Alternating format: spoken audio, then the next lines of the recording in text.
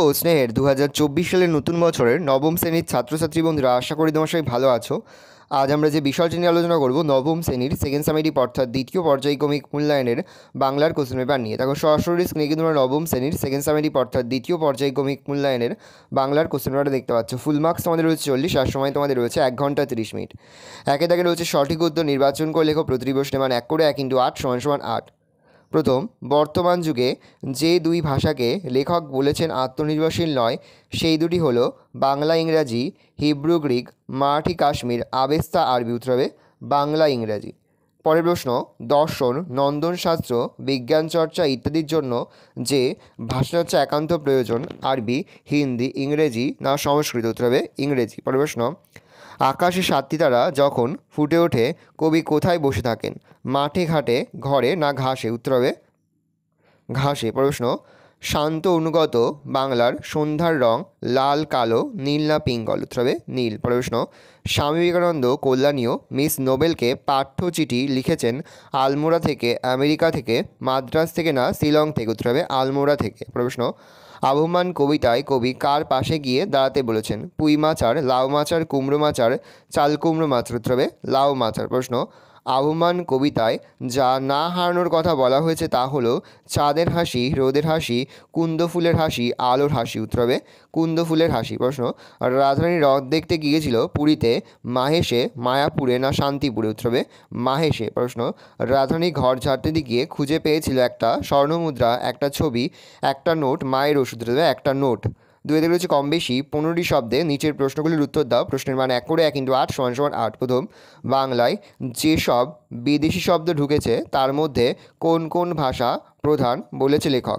বাংলায় যেসব, এটা বিদেশি হবে, বিদেশি শব্দ প্রবেশ করেছে তার মধ্যে আরবি, ফার্সি এবং ইংরেজি অন্যতম। পরে হচ্ছে বাংলার নীল সন্ধ্যাকে কবি কিসের সঙ্গে তুলনা করেছেন। তো লিখবে বাংলার নীল সন্ধ্যাকে কবি কেশবতী কন্যার সঙ্গে তুলনা করেছেন। কামরাঙা লাল মেঘের ডুবে যাওয়াকে কবি কিসের সঙ্গে তুলনা করেছেন। কামরাঙা লাল মেঘের সাগর জলে ডুবে যাওয়াকে কবি মৃত মনিয়া পাখির সঙ্গে তুলনা করেছেন। একজন প্রকৃত সিংহীর প্রয়োজন, প্রকৃত সিংহী কাকে বলা হয়েছে। মিস মার্গারেট এলিজাবেথ নোবেলকে প্রকৃত সিংহী বলা হয়েছে। আবহমান কবিতাটির মূল কাব্যগ্রন্থের নাম কি। উত্তর হবে অন্ধকার বারান্দা। পরবর্তী, কবি লাউ মাচার পাশে কেন দাঁড়াতে বলেছেন। কবি লাউ মাচার পাশে গিয়ে দাঁড়াতে বলেছেন কারণ পল্লী বাংলার প্রকৃতি লালিত সহজ সরল জীবনকে সেখানে খুঁজে পাওয়া যায়। পরে রাধারানীর কুড়িয়ে পাওয়া নোটে কি লেখা ছিল। রাধারানীর কুড়িয়ে পাওয়া নোটে রাধারানীর নাম এবং দাতা রুক্মিণী কুমার রায়ের নাম লেখা ছিল। রাধারানী একা রথের মেলায় গিয়েছিল কেন। রাধারানী বনফুলের মালা বিক্রি করে মার পথ্য সংগ্রহ করে বলে মাহেশের রথের মেলায় গিয়েছিল। ক্রিয়াবাচক বিশেষ্য কাকে বলে, একটি উদাহরণ দাও। যে বিশেষ্য পদের দ্বারা কোনো কাজের নাম বোঝায় তাকে ক্রিয়াবাচক বিশেষ্য বলা হয়, যেমন লেখাপড়া শেখায় সেই রাস্তা। তদ্ভব শব্দ কাকে বলে। তদ্ভব শব্দের অর্থ হলো তদ অর্থাৎ মূল ভাষা সংস্কৃত, তবে ভব অর্থাৎ উদ্ভব বা উৎপন্ন। সংস্কৃত তথা প্রাচীন ভারতীয় আর্য ভাষার শব্দ থেকেই তদ্ভব শব্দ উৎপন্ন হয়েছে। অকর্ম ও সকর্ম ক্রিয়ার একটি পার্থক্য লেখো।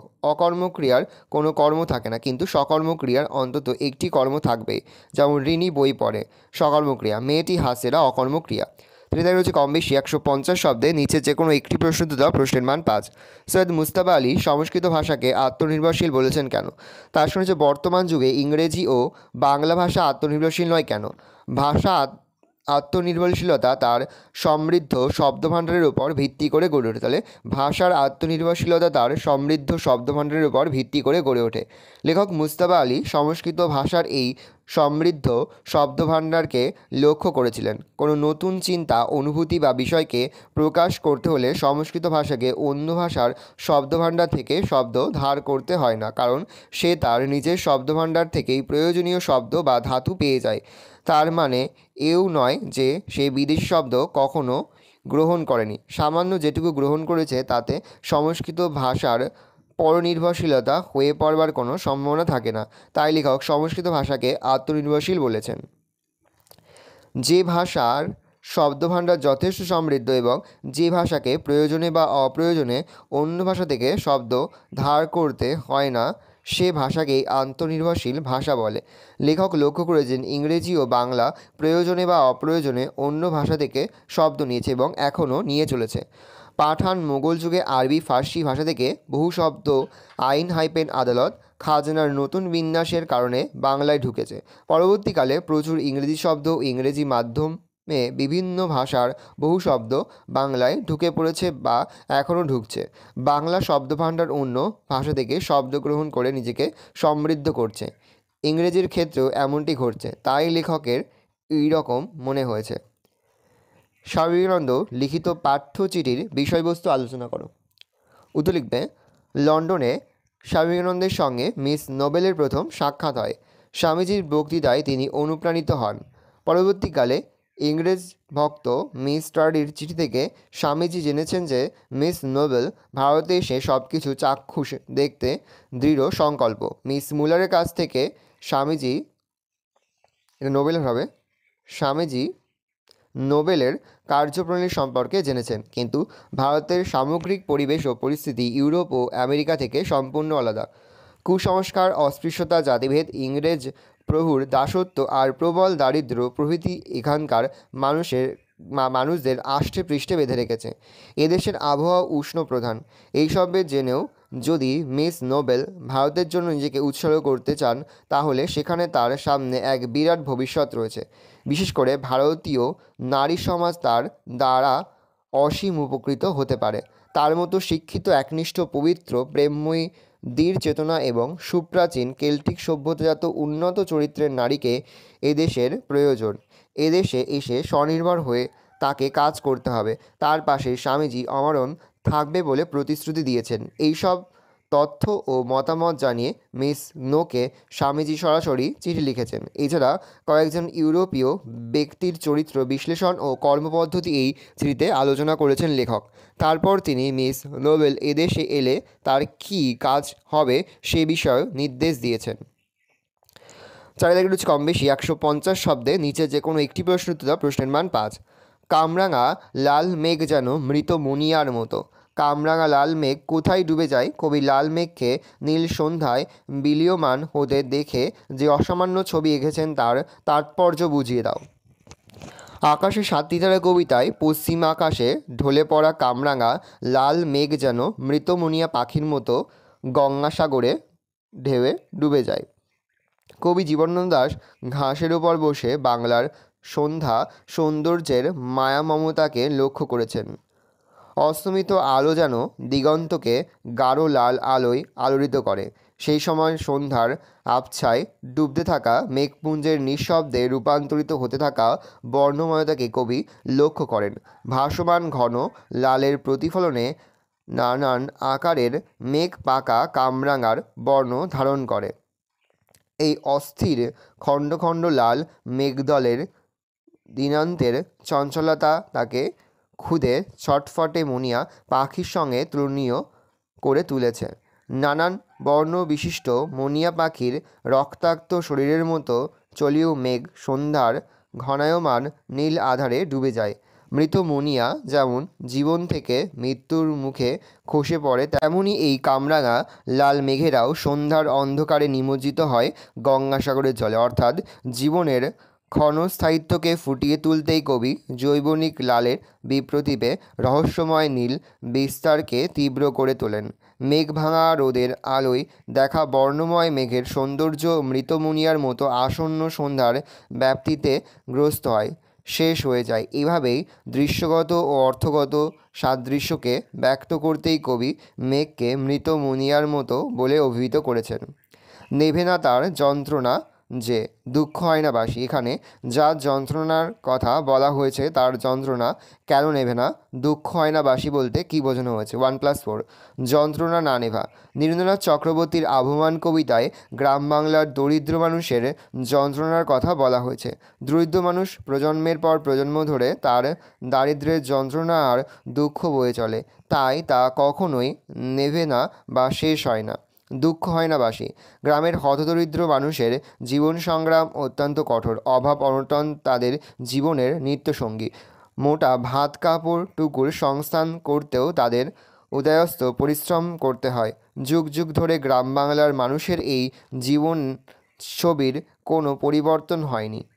বা পরিবর্তন হয় না। দরিদ্র মানুষকে যেন শুধু দারিদ্র্যের সঙ্গে লড়াই করতে হয় তা নয়, তাদের ওপর সামাজিক শোষণ এবং অত্যাচারও চলে সীমাহীনভাবে। তাই তাদের জীবনে দুঃখ দুর্দশা কখনো পুরনো অর্থাৎ বাসি হয় না। তাদের বাগানে কুন্দ ফুলের হাসি যেমন সত্য, তেমনই সত্য এই যন্ত্রণা আর রোজকার দুঃখের জীবন। প্রতিদিন তাদের জীবনে নিত্য নতুন বা টাটকা দুঃখের অফুরন্ত যোগান থাকে। এক দুঃখের রাত ভোর হলে তারা আর একটি দুঃখের দিন প্রত্যহ করে। এই দুঃখময় জীবনের পথ চলা তাই তাদের কখনোই শেষ হয় না। 5 থেকে রয়েছে কম বেশি 150 শব্দে নিচে যে কোনো একটি প্রশ্ন উত্তর দাও। প্রশ্নের মান 5। তুমি ঘরে আসিয়া দাঁড়াও, আমরা আলো জ্বালিয়া দেখি, টাকা কি পয়সা? বক্তা কখন এই মন্তব্য করেছেন? আলো জ্বালার পরের ঘটনা উল্লেখ করো। 3+2। বঙ্কিমচন্দ্র চট্টোপাধ্যায়ের রাধারানী গল্পাংশে রাধারানীর কাছে তার ফুলের মালার যাবতীয় কথা শুনে পথিক ভদ্রলোকটি সদয় এবং বাড়ির বিগ্রহকে পরানোর জন্য মালাটি কিনে নিতে চায়। রাধারানী দ্বিধা সত্ত্বেও শেষ পর্যন্ত মালাটি বিক্রি করে।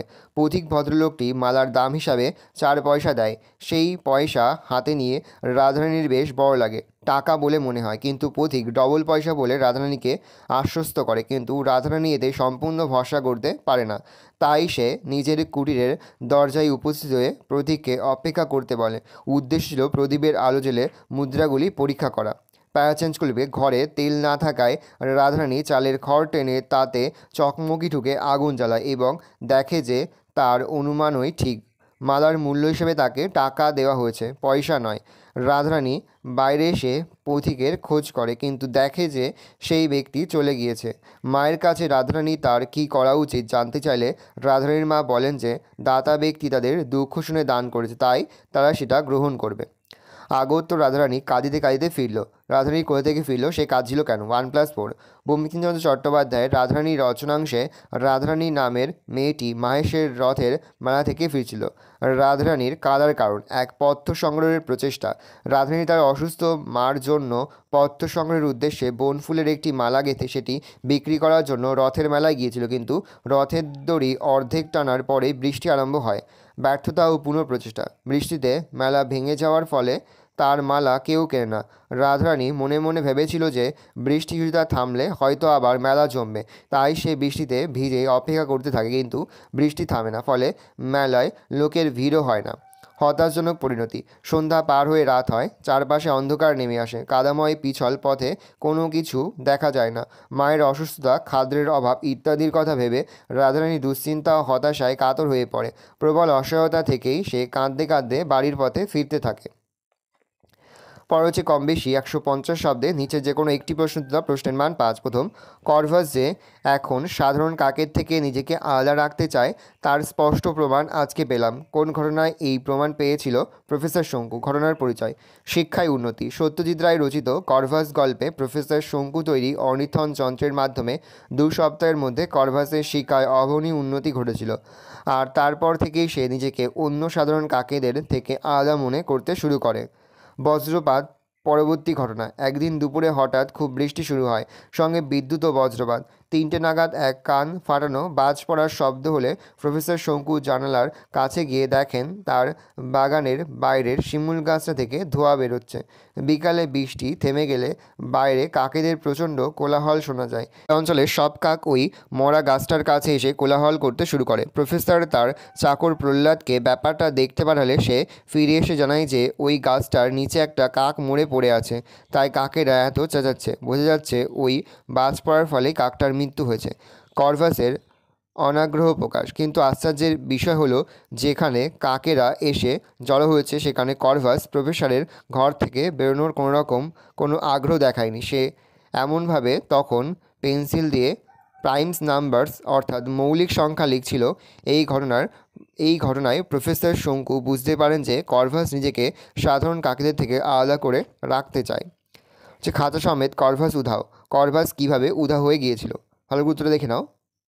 আমি আর মুখে বলছি না, মুখে বললে ভিডিওটা এটা বড় হয়ে তোমাদেরই অসুবিধা হবে। আমি আস্তে স্ক্রল ডাউন করছি, তোমরা কিন্তু অবশ্যই ভিডিওটা থামিয়ে বা স্ক্রিনশট নিয়ে কিন্তু সম্পূর্ণ উত্তরটা তোমাদের খাতাতে নোট ডাউন করে নেবে। কোথাও লিখতে বা বুঝতে যদি কোনো রকম অসুবিধা হয় তাহলে কিন্তু নির্দ্বিধায় কমেন্ট সেকশনে কমেন্ট করে জানাতে একদমই ভুলবে না। ভালো করে দেখে নাও। পরে হচ্ছে ভাবার্থ লেখো। প্রশ্নের মান 4। বিপদে মোরে রক্ষা করো, এ নহে মোর প্রার্থনা। বিপদে আমি না যেন করি ভয়, দুঃখ তাপে ব্যথি চিনে নাই দিলে সান্ত্বনা। দুঃখ যেন করিতে পারি জয়, সহায় মোরে না যদি জুটে, নিজের বল না যেন টুটে। সংসারে ঘটিলে ক্ষতি, লহিলে শুধু বঞ্চনা, নিজের মনে না যেন মানি ক্ষয়। বিশ্বাস এবং আত্মশক্তির একান্ত অভাব তারাই ঈশ্বরের কাছে বিপদ থেকে মুক্তির প্রার্থনা জানায়, কিন্তু এই পরনির্ভরশীলতা জীবনের প্রকৃত ধর্ম নয়। স্থির আত্মবিশ্বাস আর দুর্জয় আত্মবিশ্বাস দিয়ে জীবনের সমস্ত প্রতিকূলতাকে অতিক্রম করতে হবে। পরে হচ্ছে অথবা দিয়ে সারাংশ লেখো। প্রথমে তোমরা কিন্তু সারাংশটা পড়ে নেবে, তারপরে কিন্তু সারাংশটা লিখবে। সৃষ্টির শুরুতে অসহায় মানুষ বেঁচে থাকার তাগিদেই সমাজবদ্ধ হয়েছিল।